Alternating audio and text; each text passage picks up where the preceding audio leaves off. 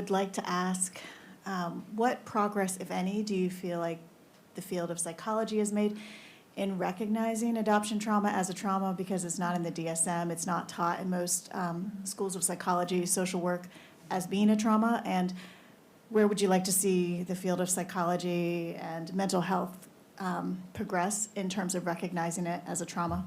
Dr. Baden, you want to? Thanks for the question. I think it's a really interesting one because we as people assign meaning to different experiences. And when we're thinking about trauma, you may be most familiar with trauma that's associated with something like PTSD. Traumas that are major life events that might have a very clear beginning ending that you have a memory of, etc.